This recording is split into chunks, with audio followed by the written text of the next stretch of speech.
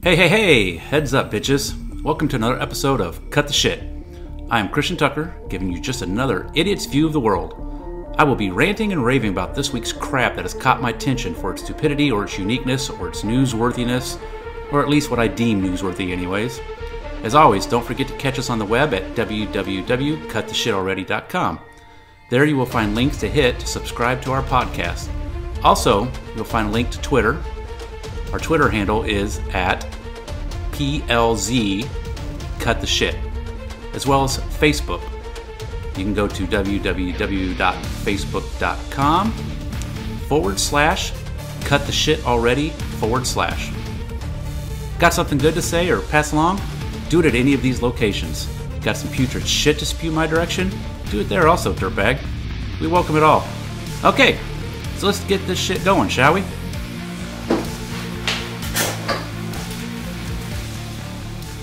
Alright, so on the camera I figured out the SD cards only do 28.5 minutes of recording for a video before it shuts itself off, which is fucking ridiculous. Anyways, I was on Facebook today. Yeah, Facebook, right? God damn.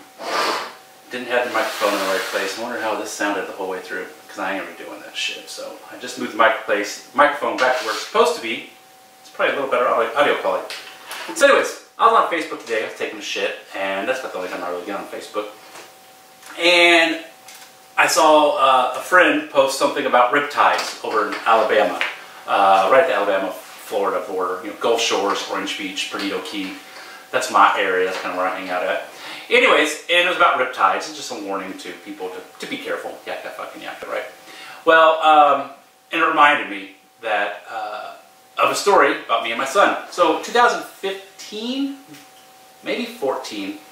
My son was 15 at the time. He's 20, so that was 5 years, because probably 13. Okay, 2013, 2014. And him and I went to Puerto Rico. It was in February, so yeah, he was anyways, let's move on. So, we took a boys' trip, right? A guy's trip to Puerto Rico. And at that point, he wasn't really an adventurous kid. He wasn't really crazy about the beaches and stuff like that, right?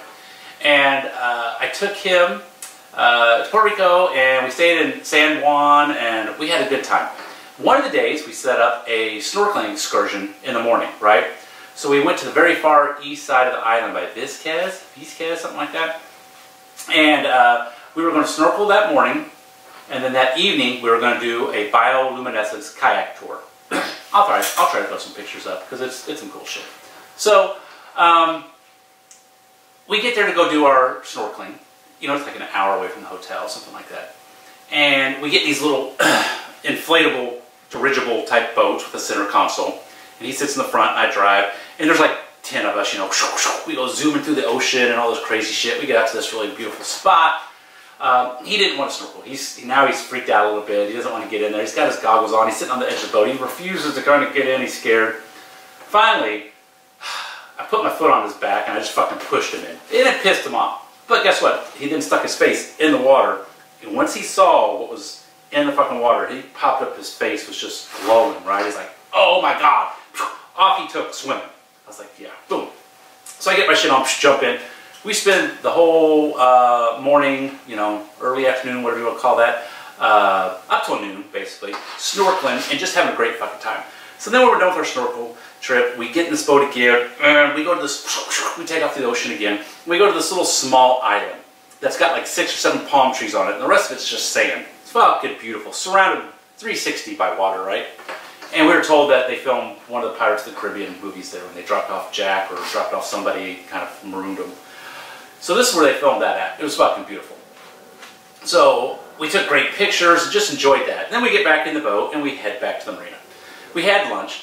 I asked the lady, hey, where can we get a, where can we go do surfing? You know, we want to go surfing where like the locals surf, not where all the tourists shit, or at hotels and crap. So she tells us the spot. We then drive to this spot, and every beach that we'd seen in Puerto Rico up to this point was that tan sand, right? This normal tan colored sand that you expect to see, and flat water everywhere. We get to this beach, and the sand is orange, like an orangish brown, burnt orange, burnt brown color. Had had big boulders on the beach and palm trees. It looked like fucking Hawaii. It didn't look like Puerto Rico. Totally different beach than fucking anything we'd seen. There was nobody else on the fucking beach. And so when we get there, my son asked me, hey, where's everybody at? You know, what's going on? There's a wasp flying in here. Did you see that? And I said, well, hell, it's during the middle of the day, and this is where the locals come, so they're all at work or at school. Seems rational thinking, right? So we run down to the beach, we drop our backpacks and kick off our flip-flops, shit, hop in the fucking water. I got my back to the shoreline, we're talking crap. Next thing I know, not even 5 minutes later, my son goes, Dad, look back. So I look back, we're about 200 yards or more out to sea. And we're actually, seems like we're drifting further out to sea. So I'm like, oh, okay, no big deal. Let's just swim back. So we start trying to swim back, right? So let me just pause here. I know what a riptide is. I've seen the posters on how to get out of a riptide. Either you let it take you out, drop you back, and then you come and swim on in, or you swim parallel to the shore to get out of it. So I know all those things. But when you're in one, you don't really realize you're in one. It's not fast-moving water. It's this gradual little fucking thing, right? And I guess I just assumed riptide, something that's going to suck me out like a turd in a fucking toilet bowl, right? It doesn't work that way. At least this one did. So we start swimming against the fucking current, right? And we're doing it all wrong, obviously. But again, we don't realize we're in a riptide. After about 5 minutes of this shit, we're both fucking exhausted, and we haven't gotten anywhere. We're probably, like I said, a little further out. So my son's exhausted. At 15, he was skinny, right? He didn't have the muscle bulk that he does now. So he was skinny. We've been out snorkeling all day. He's sunburnt. He's just physically exhausted. And he's got these Vibram finger shoes on, right? And he's trying to kick with them. They're weighing him down. And the worst thing ever, a parent, a father, could ever fucking hear, as we're swimming next to each other to head back in shore. Normally, let me just say this too. Normally, I used to, the first year after this, I would cry at this point in the story. I mean, I would literally cry. I couldn't help it. Not like a little tear or get watery-eyed, but I would fucking cry in the story. It's been a few years now. I can tell the story and not cry. So back to it. So he's like, Dad. I'm like, what, bud? You know what? He's like, I can't go on any further. I'm like, yeah, you can. What the fuck, you know? He's like, Dad, I can't swim another fucking foot. And at this point, I kind of stopped swimming myself. I'm looking, I'm like, I'm confused, right? My mind's not working properly at this point. And he's like, go on without me. Just let me go. And inside, everything just explodes, dies, wrinkles up. Just everything crazy's taking place at this point. And now my head's really fucking spinning. I got my kid who's telling me he's so fucking tired, he can't go another fucking foot, and that he's given up and he knows he's going to die. So I need to save myself type of thing. I didn't panic on the outside, at least I don't think I did. But on the inside, I was losing my fucking shit. Panicking like a big time. So I'm like, no, come on. So I grab him by his wrist, right? And I start swimming and pulling him with my wrist. So I'm trying to swim with both of us and shit. And he's like, Dad, just let me go. And I'm like, ain't fucking happening, dude. Well, now the waves are hitting us and shit. And now it's just getting really hard to fucking stay afloat, not to have water in our faces and our mouths and anything else. We're choking. And it hits me right then and there. There's a very good chance we're both going to die. But one thing is for certain, one of us is going to die. And I have to make sure that that person that dies is me, not him. So then, you know, I've heard him say that he's going to die. And accept it. I then quickly accept the fact that my job as a father is to get him to shore safely. And I'm going to drown, and I'm going to die in the process of doing this. And I'm okay with it. Right? You know, if you're sitting around at a bar or something talking with friends and shit, you might be like, oh, fuck that, I'd never do that, blah, blah. When you're in that situation with your fucking kid, trust me, self-preservation isn't even a fucking thought. Saving your own hide isn't even a thought. It's totally, I gotta save my kid, right? So at this point, the shock, the panic, everything's set in, and I have no idea I'm not thinking clearly. I have no idea I'm in a riptide. That's not even on my fucking mind. So I'm like go underneath the water and I'm grabbing him by the waist and I'm trying to heave him towards the shore. And then I'd swim a little bit, grab him, heave him towards the shore. And of course, I'm doing this all against the fucking tide. It's a fucking shit show. Well, at one point, I'm like, turn on your back. You know, I gotta fucking, I'm trying to relax a little bit, get my breath, you know, get us on our back. Like I said, the waves are... So, at one point, and again, there's nobody on the fucking beach that day. So, at one point, the waves are going up and down like this, right? And you kind of come up on a wave, and you go down on the fucking wave, and it'd be smacking you. Well, one time when I come up on the wave, I see this guy standing on the fucking beach. And he's looking right at us. And I go down through the fucking wave, I come up again, and as I'm looking at him, he does this number. And he points to his right, parallel with the beach, mind you. And it's not clicking, right? I'm not understanding what the fuck this guy's saying. Well, I tell my kid there's somebody on the beach, so he starts yelling, help, help, help. I said, don't waste your fucking breath. They're too far away, the crashing of the waves, they can't fucking hear you. Save your fucking energy. You need all the energy you can get right now. So, again, I go back up on one of the waves, and the guy looks at me, and more adamantly this time is like, and I imagine he's probably saying, hey, you fucking dumb gringo, fucking swim that way, right? The third time I see him do this, that's when clarity hits. That's when something clicks inside, and I'm like, oh my God, I'm in a fucking riptide. I know how to get out of a riptide. So I immediately tell my kid, we're in a fucking riptide. Here, swim this way. So I grab his wrist and we swim 10 yards maybe to the fucking left, and we're out of this fucking riptide. We then swim to shore, and we're fucking exhausted, right? We're laying there panting, our hearts are on fire, pumping hard, the blood in our veins feels like it's on fire. We're just, oh God, it's fucking miserable, but we're fucking alive.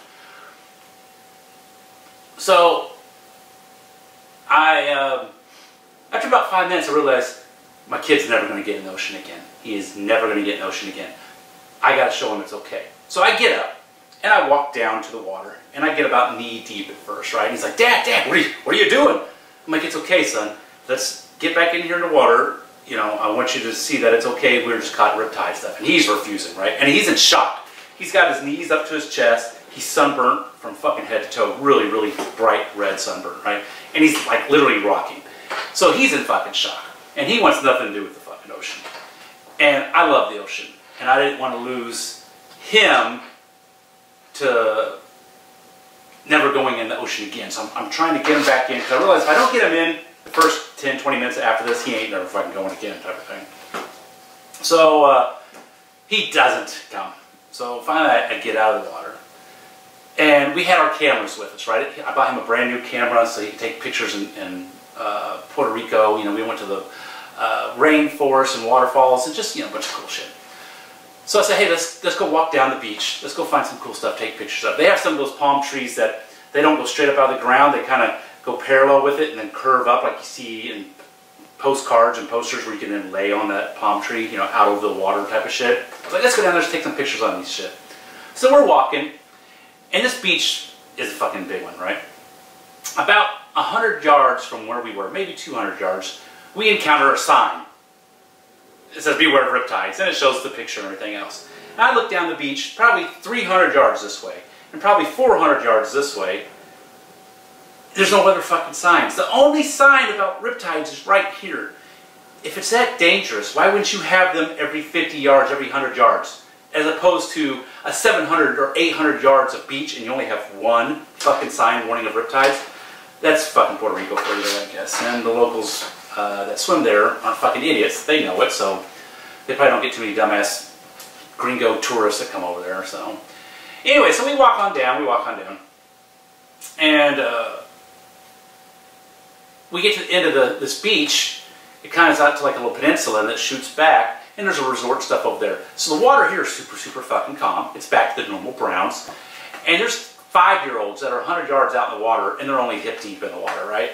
So I walk out, you know, 50 yards or so, trying to get my son to come on out. He's still fucking, well, I mean, he wouldn't even put his feet in. So he's like in big time shock and just, So I realized, God damn it, this isn't going to work. And I could tell we're both tired, we're both traumatized.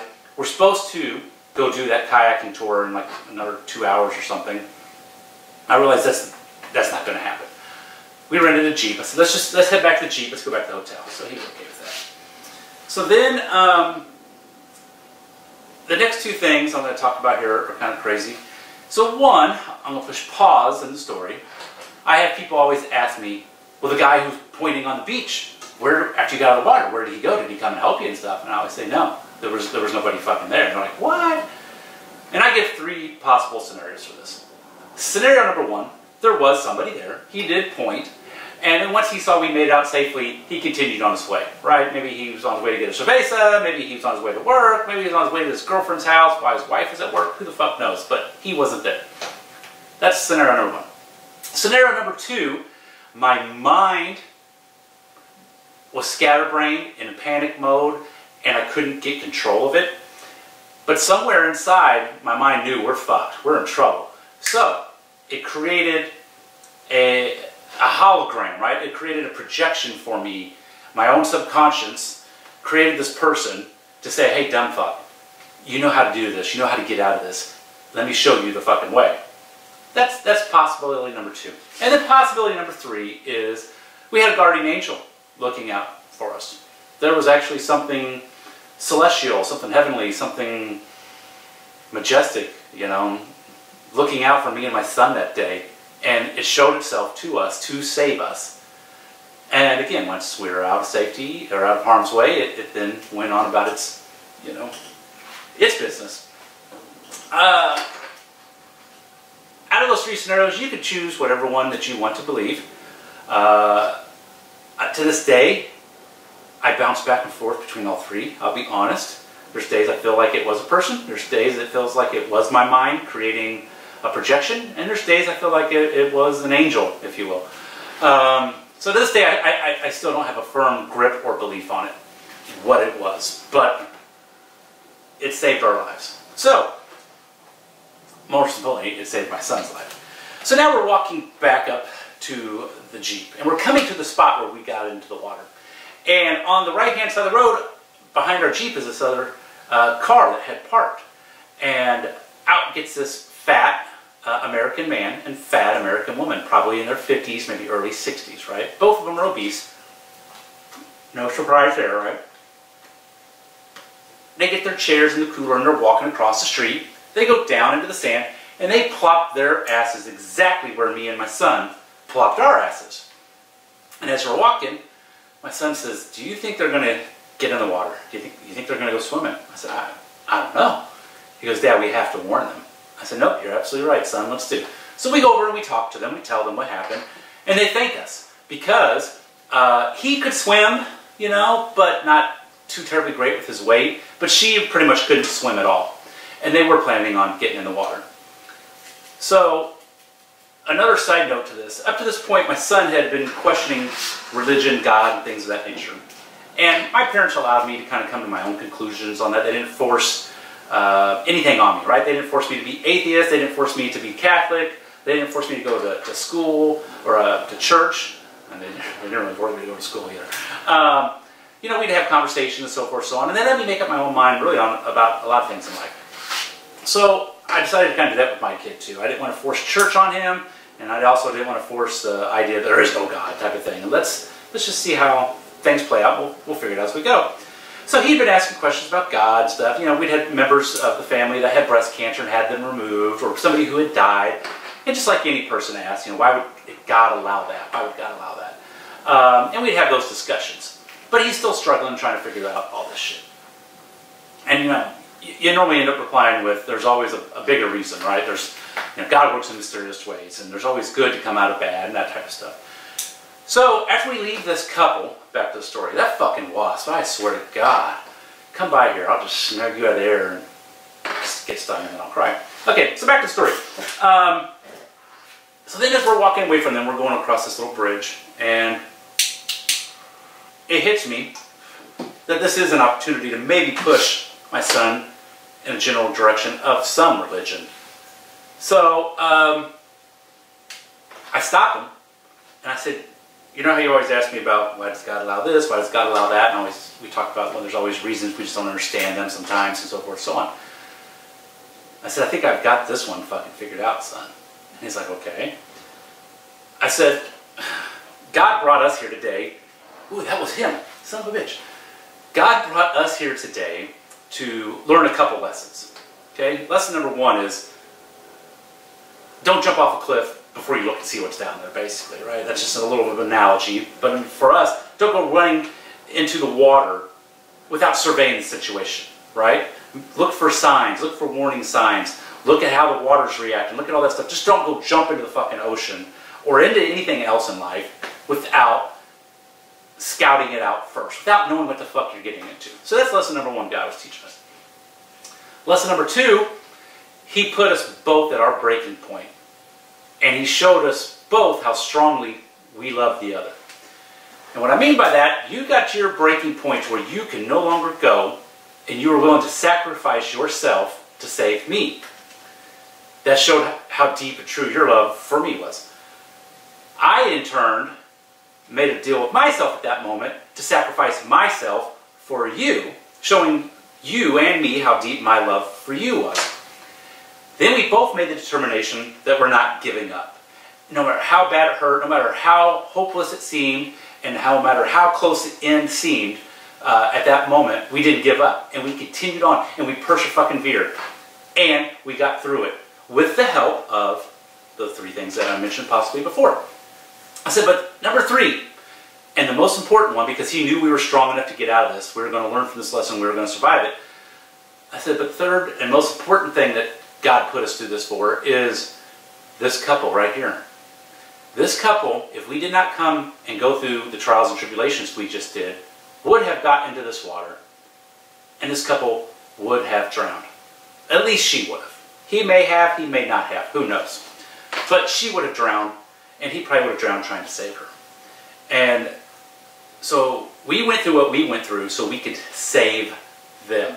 And then at that point, you know, my son's just standing there kind of looking at me and just taking all that in. I break down crying. And I'm not talking about like Old Yeller or you know, Where the Red Fern Grows type crying when you read or watch that. No, no. I'm talking this ugly fucking snot bubble, whoa, shit everywhere crying, right? And I'm hugging him. I'm like, I don't know what I would have done if I'd lost you. I couldn't have gone back to the States without you. I could never look your mother or your sister or anybody else in the fucking eye knowing that I fucking lost you out here. And I'm just so glad you're alive. And so now my son is comforting the father, right? He's holding me. He's telling me it's okay. He's patting my head and telling me it's okay. And, you know, trying to get me to get a hold of myself. Because at this point I completely break the fuck down. I just had an emotional fucking breakdown at the thought that he almost died. And that, yeah, probably that day I almost died. And it was such a great bonding fucking moment. I know that sounds weird, but it was another great thing to come out of it. It's something I'll never fucking forget. To this day, I can think about that. I can smell the ocean air. I can feel the snot bubbles and snot running down my face. I can feel it all, and it's so fucking real. So the funny thing is, and then the next, so then we get in the Jeep, and he passes out. And I'm actually heading towards the, because he says, no, let's go do the bioluminescent kayaking. Well, he falls asleep, and he's out hard. And I'm like, you know what, I can't ask this kid, that fucking wasp, I can't ask this kid to go do this bioluminescent kayak tour. So I do a big U-turn. And as I'm doing my U-turn, he wakes up. And I'm like, he's like, what are you doing? I said, I'm heading back to the hotel. It's been a long day, and it's just this, you know, whatever. And he's like, no, Dad, no, turn back around. We need to go. What about the money you spent? I said, fuck the money, man. The money's not important. They can have it. Let's just go back to the hotel. And he looks at me, straight-eyed and firm, says, if we do not go and do this, we will hate ourselves and we will regret it for the rest of our lives. And at that moment, I swelled up with so much fucking pride. As a matter of fact, I actually just got a little teary-eyed right then and there. I swelled up with so much fucking pride, because here's this 15-year-old kid. At that moment, he gets it. He sees it. He understands. And he knows what needs to be done. And he wants to fucking do it. So I looked at him like, fuck yeah, you're right. We spun around, we went. We got to the tour, and we were in our kayaks. I can't remember, we were in our own individual kayaks, that's what it was.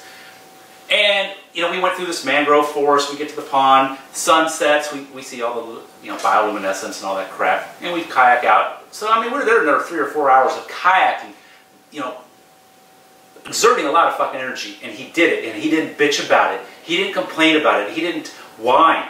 He did it, he enjoyed it. we get in the Jeep, of course he passed out, right?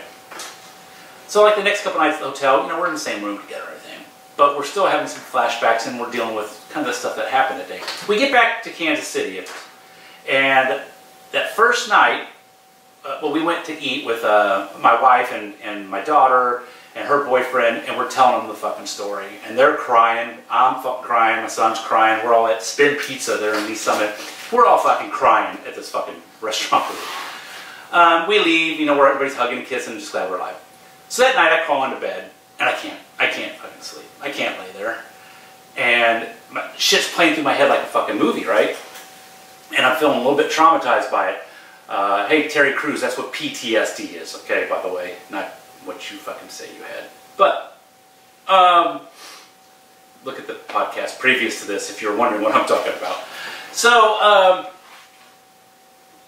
I'm thinking, I gotta go sleep on the couch. And if I'm feeling this way, my son probably is too. So I go knock on his bedroom door. I said, hey, can you sleep? He's like, no, I'm really kind of, got some anxiety stuff. I said, me neither. I said, come out and get the living room with me. So he grabbed the couch, I grabbed the couch, and we both slept there. And it occurred to me, one of the reasons that we were feeling weird is because the 2 nights after that, we slept in the same hotel room, 2 different beds, but we were there together. We talked about it, and we fell asleep together, so to speak. Here we're back at the house. I'm upstairs, he's downstairs. We're feeling separated, the anxieties, the memories, everything else. It was better for us to sleep in this living room together. So for the next 2 or 3 nights, we actually slept together in the fucking living room. And then we, you know, after 2 or 3 nights, went back to our own rooms and kind of life got back to normal and shit.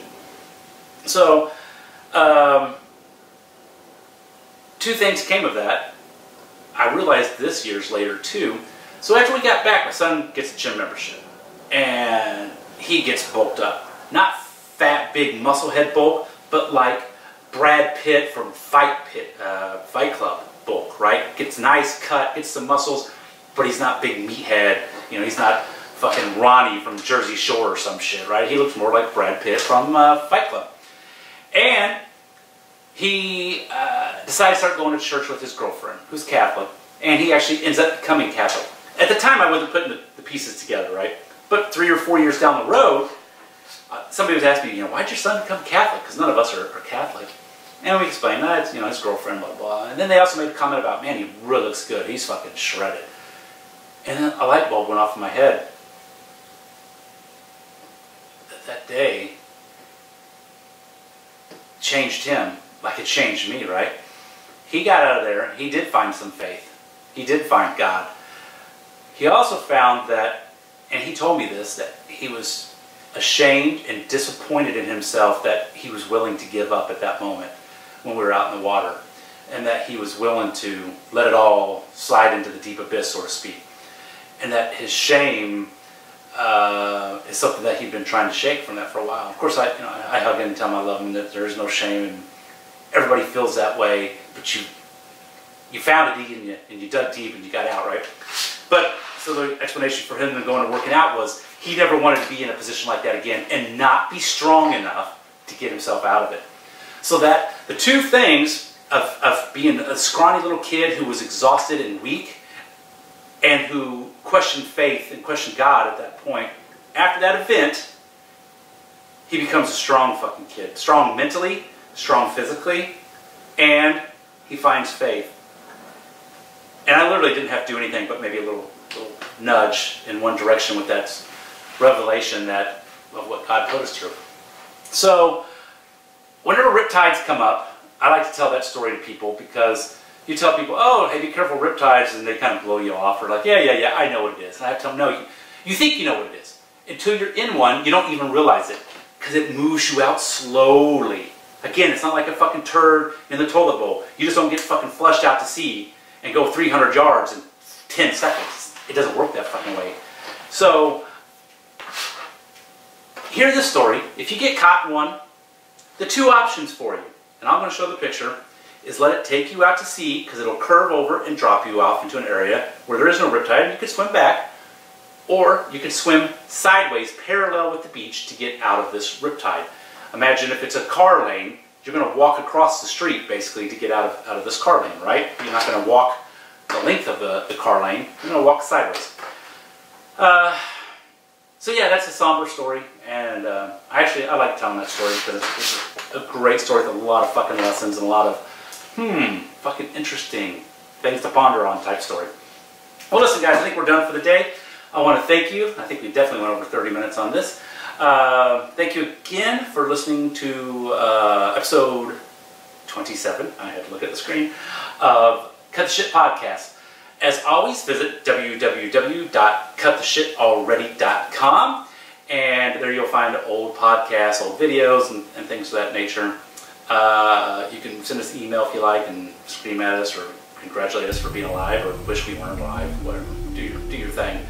And you know what? Until next time, guys, as Ron Burgundy always says, stay classy, and we'll talk to you later.